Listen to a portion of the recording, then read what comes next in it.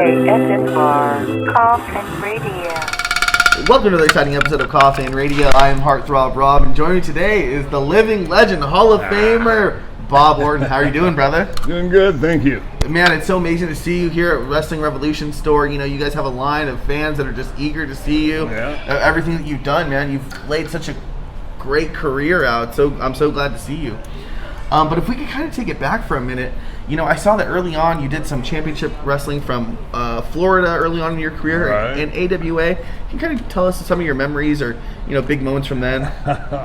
Memories. Gosh, I don't have many of those. I really don't. I'm so forgetful. But yeah, I started in '72 in Florida Championship Wrestling, and I was just there for a month or two, and they sent me to Georgia, and I stayed there for 3 years, and then basically I stayed on the East Coast, up and down, and finally got the break to go to New York, and so, you know, things went real well. I've got no complaints. No, you did great, man. You had a heck of a career, you know, up until then. But, you know, sometimes you got to grit your teeth and, like you said, make it until you get to the big time, you know? Sure. But, I mean, when you make it to the big time, before the Wrestlemania stuff, even before that, 1982, you have a match against the WWF Heavyweight Champion at the time, you know, Bob Backlund. Oh, God. What was that like for you to have such a big match, you know? That's the creme de la creme.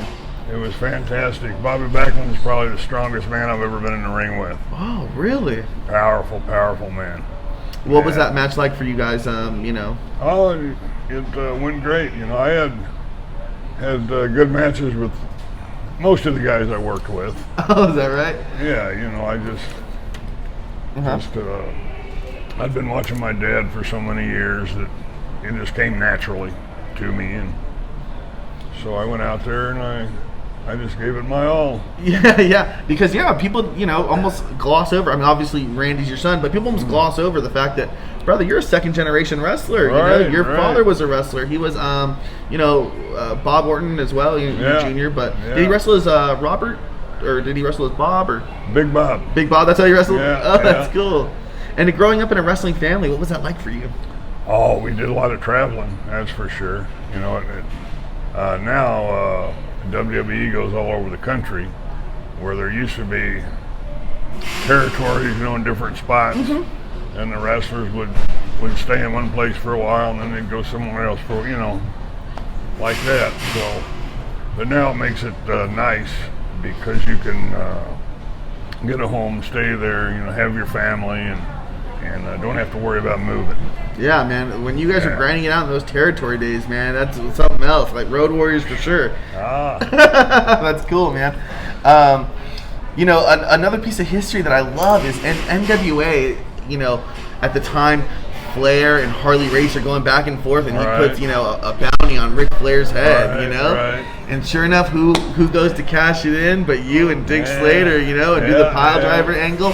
What was that like for you? Oh, it was fantastic. Slater was really, really one of the best who ever stepped in the ring, and to be his partner was fantastic. Of course, I had some great partners, Roddy Piper, and I'm sure I'm leaving people out, but I loved tag team wrestling. Yeah, that's cool, man. I mean, like I said, hell of a career, and when you do that, I mean, you know, that angle, you know, with Harley and Ric Flair is just so big, so monumental, and so for you to be a part of that huge business, that's great, man. And I mean, it gets bigger, I mean, and better. I mean, when you hop into WWF, you start getting the cast, you know, you had that huge rivalry with Snuka. What do you remember your memories of that? Snuka was great to be in the ring with. People loved him so much that you really made having a great match easy, because, you know, he was just so loved. Oh, yeah. It was a blast going out there. Had to fight my way out of some arenas. That's part of the game. Brother, he was super over and you had super heat. You know what I mean? When those people are trying to get to you on your way out, that's when you know you've made it. Loved it. That's so cool. You know, and the big moment comes at WrestleMania 1. You know, as someone who was a little older and had to rewatch, or a little younger and had to rewatch it, as more of an adult. I mean, you're there at the biggest moment, at the biggest peak of wrestling at its, heyday, with the cast, and you're actually the one that cost the team the match. What was that like for you? Well, I had to knock somebody out. Too bad it was Paul. Yeah, too bad it was your own team, like you said. Yeah. When Vince brings it to your guys' attention, hey, I got this idea for WrestleMania. Right. What were you thinking? Or because people don't realize it's not now where pay-per-views are on every month, or UFC throws an event every month, or this or that. Back then, it's completely unheard of, completely new.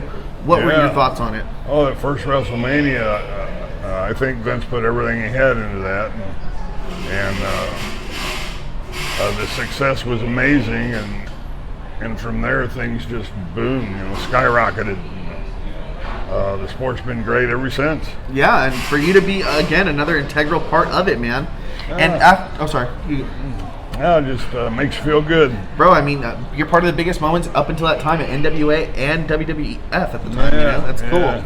And after that, you also do WrestleMania 2, but then you go, the stuff with Piper, with Roddy. What are your memories of, what you guys had going on there? Piper, never a dull moment.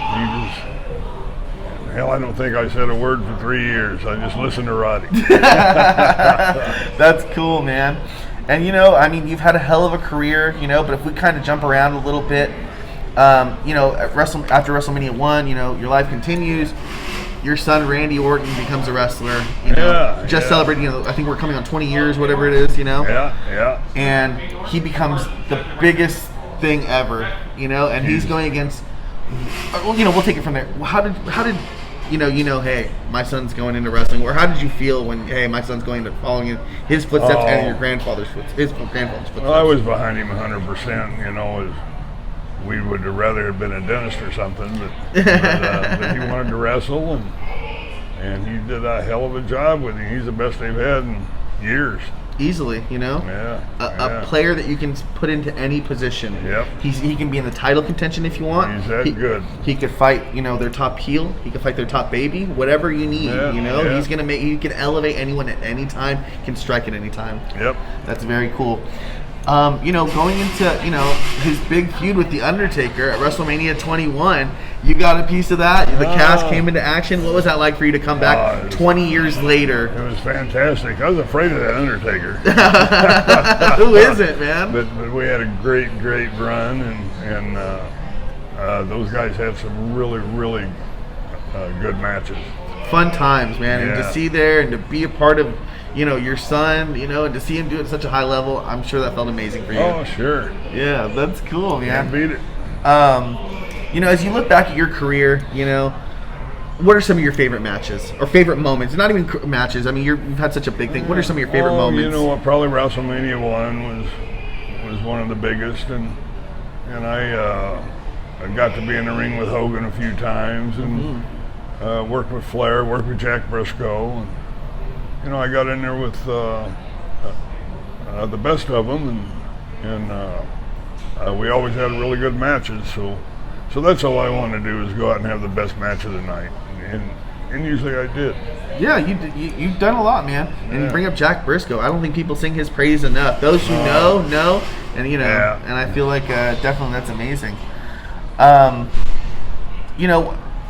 What is your favorite part of wrestling now? As you watch Randy or you watch your son. What is it like? The milestones that you like watching now for that. Yeah, I basically just watch Randy, because if I watch those shows, I start getting homesick. Yeah.